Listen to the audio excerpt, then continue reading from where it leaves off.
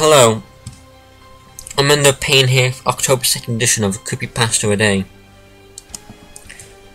where I intend to read at least one creepypasta a day from October 1st to Halloween. Today, I'm going to be reading The Face, which you can find at the Creepypasta Wiki.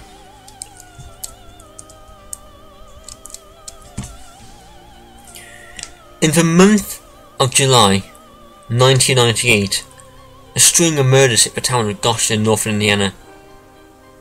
The police investigated for 3 years, but never found a perpetrator.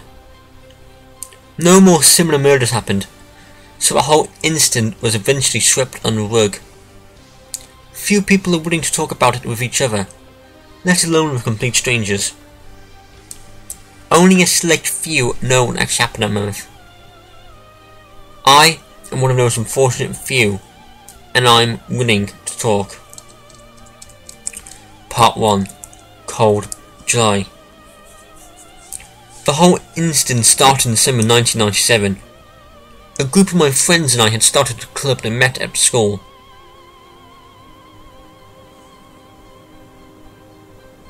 Most of them went to Concord High School, and I was one of the only members that were homeschooled. As a result, I was often the guy held responsible preparing for Clubhouse for their arrival. The Clubhouse wasn't much, just an old shed in Harvey's back field. The optimal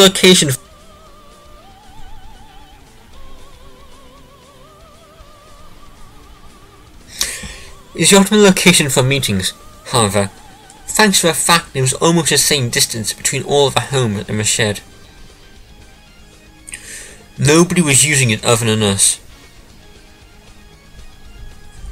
The shed was empty when we found it, and Harvey didn't even know it was there until he asked him if he could use it for meetings.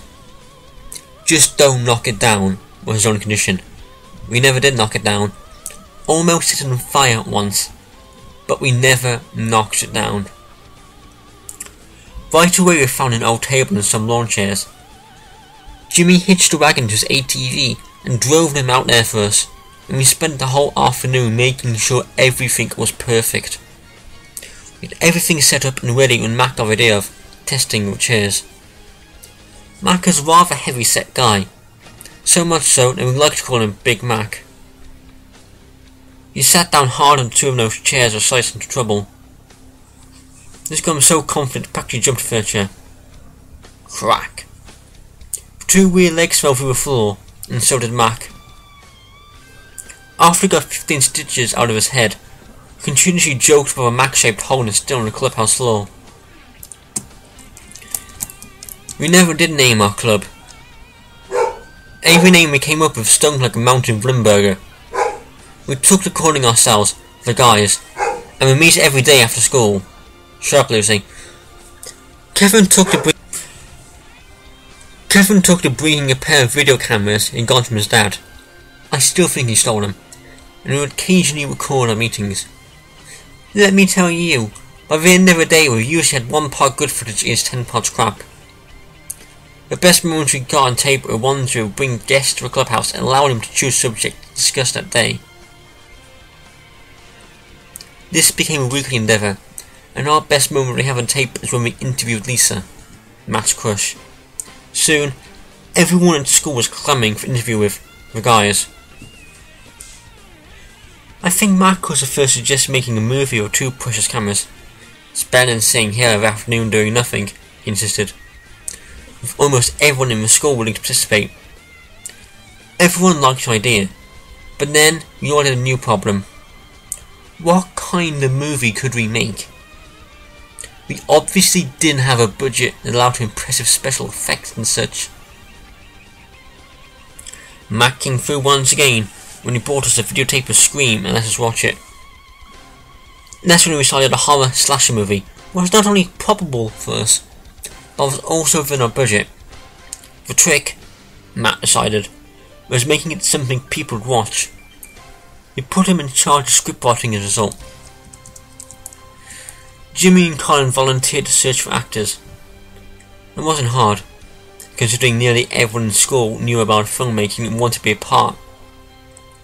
Kevin ended up working in costumes, not that we needed any, and special effects. And me? I somehow ended up with no job at all, which I still find odd. Everyone pulled together and did their part, and eventually we actually had something reasonable going. Jimmy and Colin had the most success by far, since they had half the school lining up to audition. And we only had bits of script to work with at any given time, since Matt insisted on making the script absolutely perfect. He would continuously write, erase, and rewrite. I think it was Kevin who first came up with a face. He brought in this weird cardboard mask one day and wore it around the clubhouse. It really wasn't much, just a blank white face with a toothy, skull-like smile and square eye holes. But the whole effect was a bit eerie. Mac found us out the hard way when he fell asleep in a chair outside. Kevin found his hunting knife that he borrowed from his uncle, and he put on a mask and stood over Mac with a knife in hand. I swear, when Mac woke up, he'd jumped clear up to a roof of a clubhouse.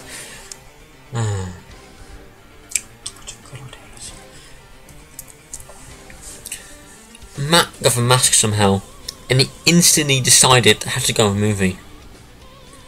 Furthermore, he said, the main villain needed to wear it.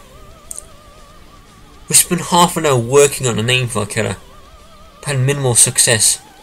Mac spent the whole conversation simply staring at the mask in silence. Finally, he suggested calling it the face. We were all skeptical at first, but after repeating it a couple of times, Matt grew to like the name. Gave the mask back to Kevin, demanding that he come up with the rest of the costume.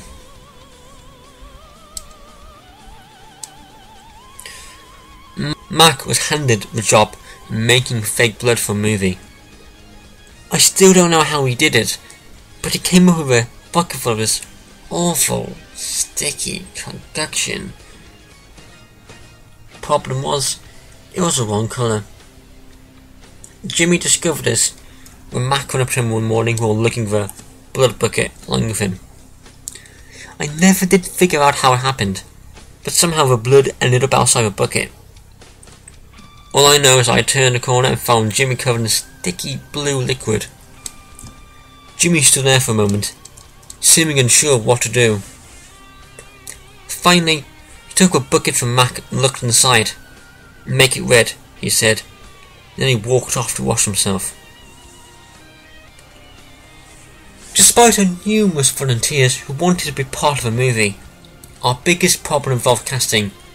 More specifically, Jimmy and Colin had trouble casting one specific role.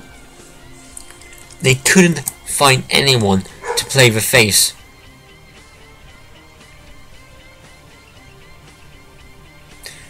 Went through at least 24 auditions for roles of our killer. Jimmy insisted having a real, live face that would make anyone who saw him have nightmares for weeks.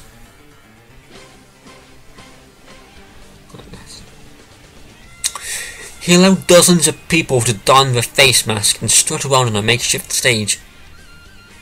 Nobody could impress him. Now that I think back, I'm guessing the problem was they all tried to imitate other horror movie villains, and they all did it horribly. Perhaps out of frustration, Jimmy had me put on a mask and have a go at listening. I wasn't really sure what to do, so I decided to have some fun. Kevin's knife was sitting on a nearby table, so I picked it up, mustered my best growly, insane voice, and began threatening to slit Colin's throat.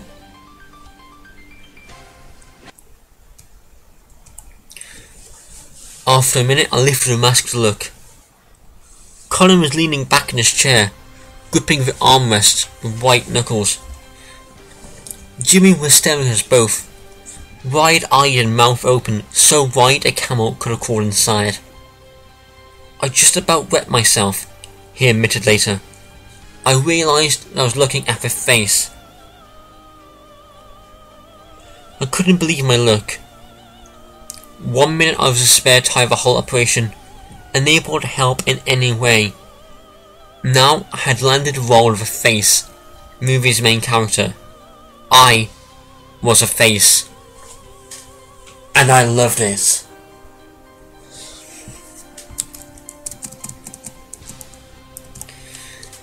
In late June, when school was no longer an obstacle, we started filming our movie.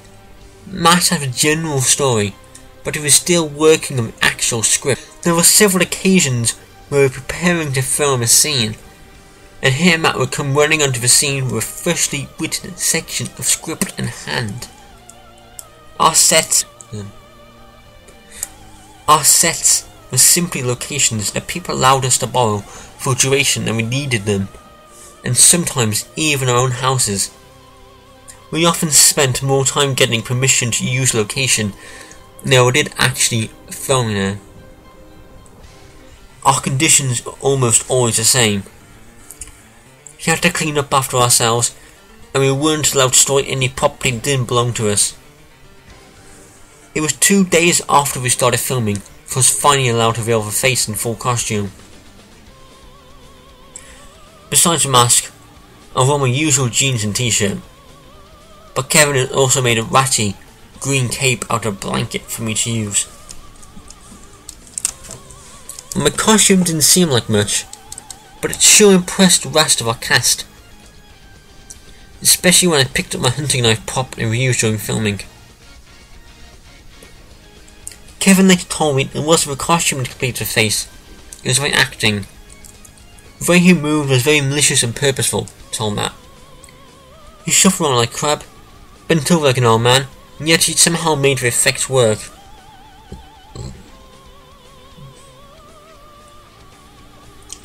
That I did, and I enjoyed every minute of it. So much so that when it came time to stop for the day, I asked Kevin if I could take the costume home. "Just so I can practice some more," I assured him.